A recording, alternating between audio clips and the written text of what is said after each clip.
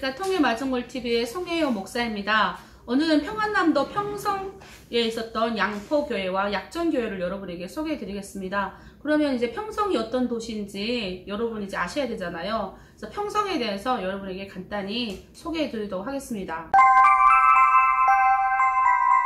여기는 위대한 수령님께서 평양을 옹위하는 위성도시라고 그 이름도 몸소 지어주신 평안남도의 소재지인 평성시. 김일성이 평양을 지키는 관문, 평양을 지키는 성세라는 의미에서 평성이라고 붙인 도시입니다. 그래서 평성은 이제 특이하게도 김일성과 김정일과 김정은의 각별한 사랑을 받았던 도시라고 말할 수가 있습니다. 그리고 여기는 평안남도 평성은 평안남도의 도 소재지예요. 그래서 여기에 옛날에 보면 이제 국가과학원부터 비롯해서 연구기관들이 되게 포진되어 있던 곳입니다. 그래서 1960년대에 만들어진 새로운 신도시거든요. 근데 여러분 이제 아셔야 되는 게 요즘에 평양에 보면 운정지구가 있어요. 운정첨단지구라고 그러죠. 이게 어디 있냐면 평양에서 끝자락, 평성, 굉장히 평성 인근에 있어요. 평성 딱 경계선에 있거든요. 그래서 그 경계선에 평양 이제 운정 첨단 기구가 옛날 가학원이 있었던 그 자리를 다 허물고 지금 새로운 신도시가 이제 건설되게 된 거예요. 국가과학원에 있는 국가 연구기관들이 대거 이곳에 많이 포진되어 있는 것을 우리는 볼 수가 있습니다.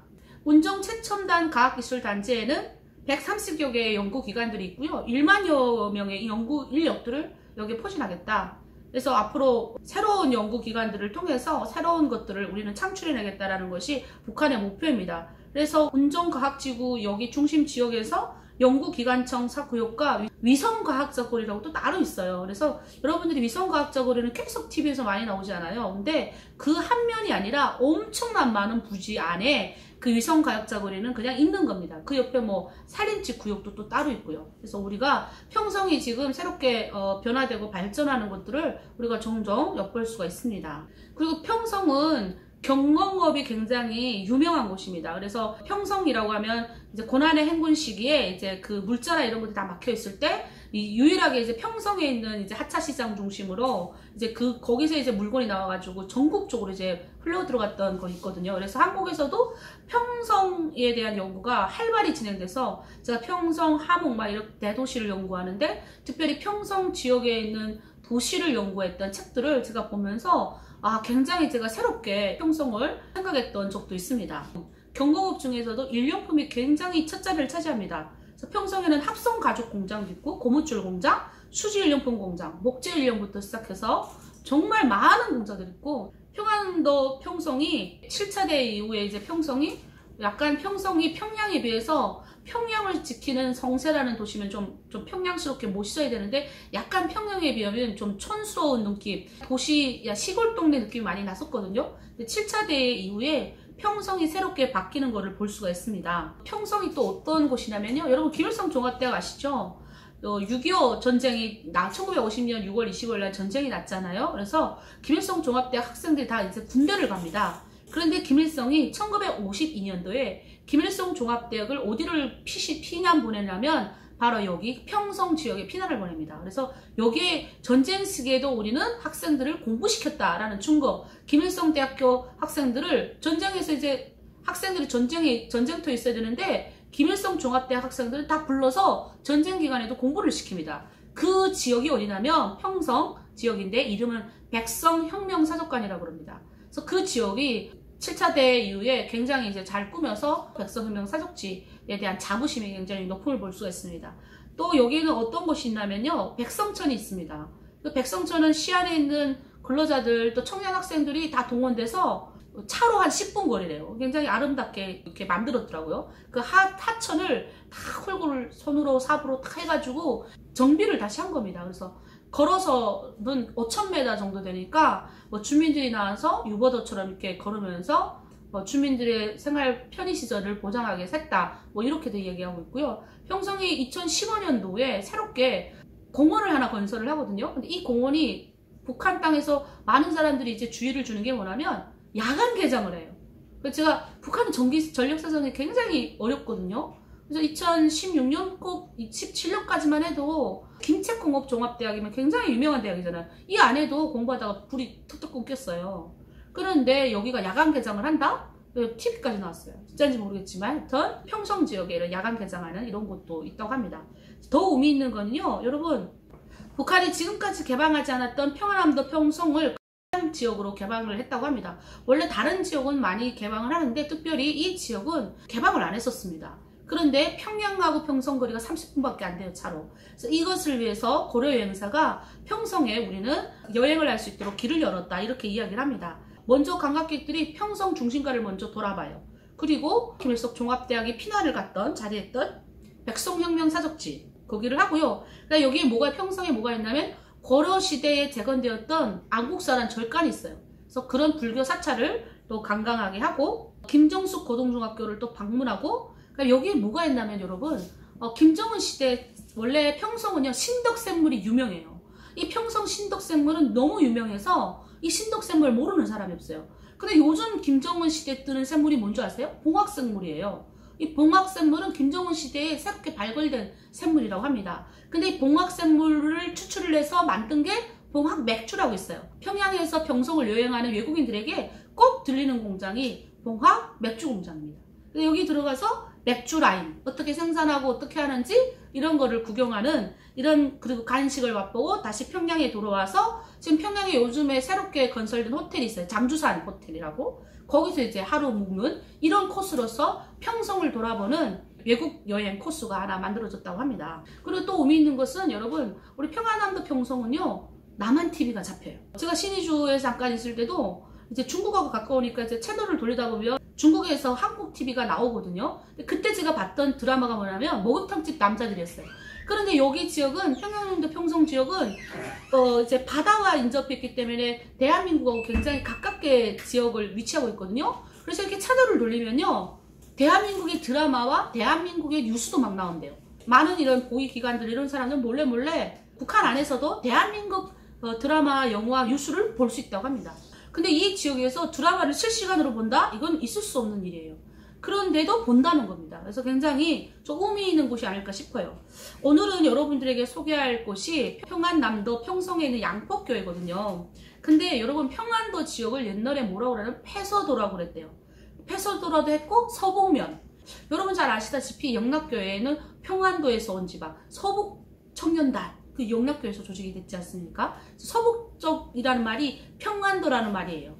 그래서 서북이라는 말이 굉장히 북한 사람들한테 익숙한 용어이기도 합니다. 평안남도 평소에 있던 양폭교회에 대한 이야기는 좀 많은 자료가 없는데, 조선 장로교 사기 상권에 양포교회가 어떻게 설립되었다는 데에 대한 기록이 나와 있습니다. 여러분에게 알려드릴게요.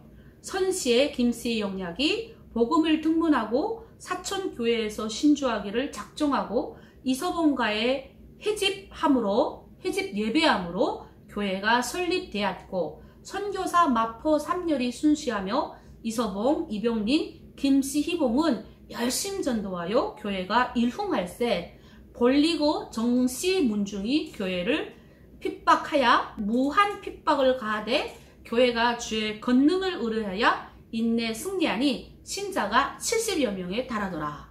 여러분, 이 기록에 보면요, 김씨 영락이라는 분이 복음을 영접해서 이 사천교회에서 아마 복음을 받아들였던 것 같아요. 그리고 이서봉이라는 이 분의 집에서 모여서 첫 설립 예배를 드렸어요. 근데 이때 첫 설립 예배를 드렸던 분이 누구냐면 마포 삼열 사무엘 마펫 선교사님, 이분이 이제 같이 오셔서 예배를 같이 들어주신 거예요. 그리고 이 부흥을 했는데, 전도를 열심히 했는데, 여기가 정시문중이 있었대요. 정시문중이 그렇게 핍박을 했다고 합니다. 교회에 막 전도하고 막 하는데, 그런데도 불구하고 그 핍박과 어려움을 이기고 결국에는 승리를 해서 주의 권능으로 승리를 해서 성도가 70여 명이나 됐대요. 그런데 나중에 이제 저희가 이 평안도 지역의 기록을 보면요, 여기에 이제 누가 있었냐면, 여러분, 강량구일에서 조선 그리스도 연맹 초창기 회장을 지냈던 강량구 목사님이 이때 여기 지역에서 1000여 명의 성도들 모여놓고 부흥회를 열었대요. 이 양폭교회가요, 지역사회에 굉장히 많은 이 역할을 했습니다.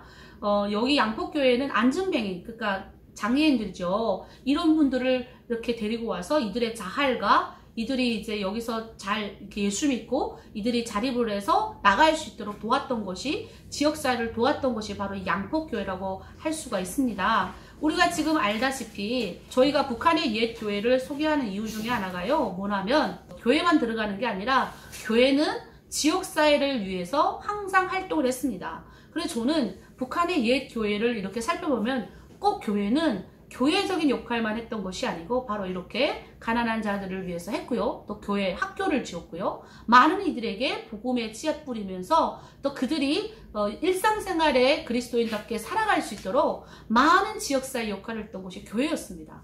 앞으로 세워질 북한에는 이런 교회들이 많이 세워지기를 소망합니다. 또 약전교회 이야기를 안 할 수가 없어요. 평성에 유명한 그 협동농장이 있는데 약전 협동농장이요. 이 협동농장이 왜 중요하냐면요, 평양을 먹여 살려요. 그러니까 북한은요 직주 원칙이 있습니다. 그래서 농사지역은 따로 농사지역만 이렇게 있는 게 아니에요. 한 도에 도시가 있고 그 옆에 농사를 지을 수 있도록. 왜냐면 그 도시 주민들은 농사를 해서 먹고 살 수 있도록 한 거예요. 근데 여기가 중요하게 이 협동농장은요, 김일성, 김정일, 김정은이 방문했던 농장입니다. 그래서 굉장히 유명한 농장인데 고난의 문식이 굉장히 어려웠잖아요. 그래서 아마 이렇게 기독교인들 중에 이런 역할을 많이 하시는 분들이 있는데, 이 농장에 이제 그 대북지원단체가 이제 갔대요. 근데 거기 안에 이제 목사님들 되게 있었던 거예요.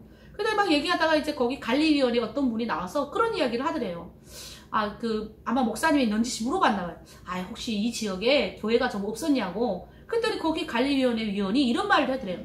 저기 약전 저기 보면 창고가 있는데 그 창고 자리가 옛날 교회 자리였대요. 그때 목사님이 막 심장이 뛰더래요. 그래서 자기네가 그걸 다 허물 까다가 터는 그대로 놔두고 창고라도 써야 되겠다고 그 자리, 그 터 위에 건물을 지어 올린 게 지금 약전 협동농장 창고래요.